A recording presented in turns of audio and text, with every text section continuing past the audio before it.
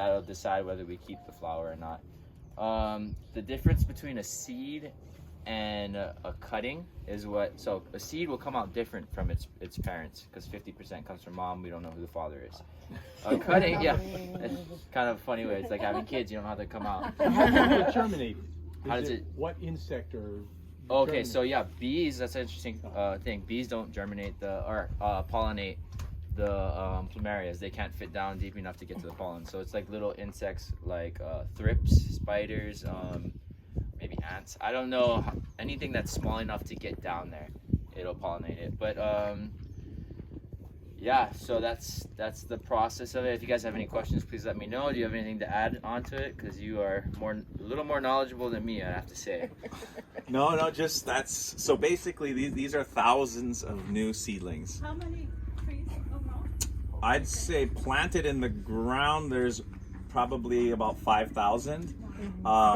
And varieties, there's hundreds of different varieties, soon to be thousands, because these will all be different. As Dane was saying, we take from the rarest trees possible, like a Metallica or third or fourth generation that my dad's already propagated, and we'll take these trees that were self-pollinated somewhere in this beautiful place. That's the good thing. The odds go up, of course, when we have so many different colors for them to pollinate.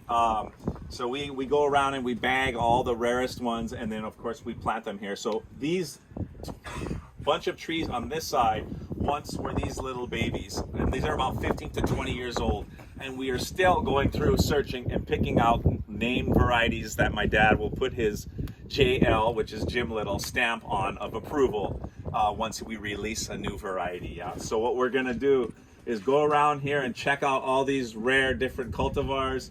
And we have the flowers. We'll pick them for you. You guys can smell them, check all the different colors and the names, and this is the fun part. So, but if you have any questions, yeah. How frequently do you get a seed pod from a plumeria? We had one once, and I didn't know what it was. I had to look it up on the web. Oh, that's okay. Yeah, a lot of people don't know. It just depends on the variety. Some trees throw out 5 to 10 pods.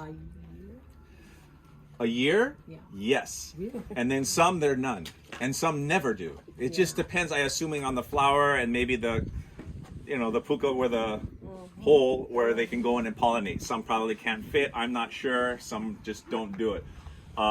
But yeah, that's why we have to be very selective to look for the rare stuff so we can propagate it. And you don't spray them for bugs. We don't have to. No, I'm just sure. Yeah. We have these potted plumeria plants, and I have other things around them, and I'm spraying them, and I know there's bugs on this one, so I probably was killing the thing. They just they drop. So they're deciduous, which means they drop their leaves during the winter, and they're just going to look like dead sticks. But they're actually happy and alive and going into hibernation. And then come spring, they open up again. So as you can see, there'll be it's like rust and little odds and ends that get on it, but nothing affecting the plumeria.